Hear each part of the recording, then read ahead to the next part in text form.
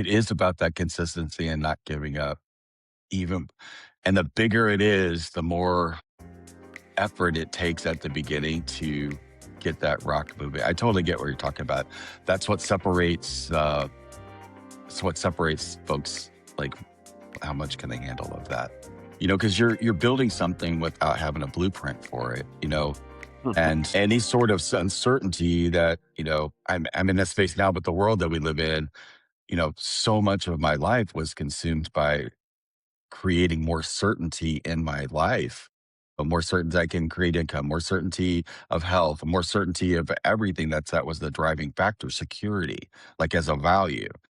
And I come to realize that like all of the things that I thought were true or not, and like for me personally, how I'm seeing it, like it is a massive shift. And I find myself, how much longer can I keep going? But at some point, there's like, I can't turn back, like I've been going down this highway for 60 years now.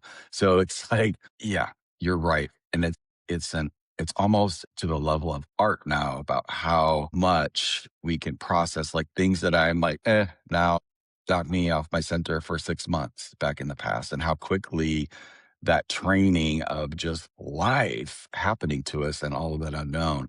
So for you, like, how did you journey that, not only recovering from a stroke, but blueprinting and archetyping or architecting and founding a mission that you don't even know where the hell it's going? Probably still don't on some level. Well, just for a second, you talk about certainty. There's one thing that's certain, and that is, I mentioned there's a tremendous need, and that is I'm a volunteer. I'm gonna use the word job, but I want everybody to know I don't draw a salary. Heck, we struggle to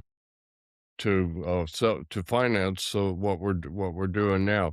And that is that there's a certainty in that there's always going to be a need, and there's no way I can fill that need ever.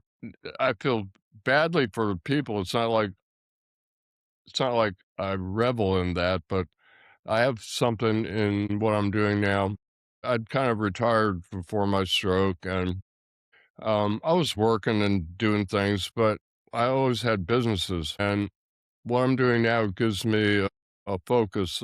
I like something where I can get up every day and build on it, and so that was a big driving force for me. And the whole thing kind of happened by accident. How to identify needs? I kept bumping into needs. How do I, what kind of blueprint? I didn't start off with a blueprint. I just jumped in, and there's that. If we're flying the plane while we're still building it analogy. And in a sense, we are.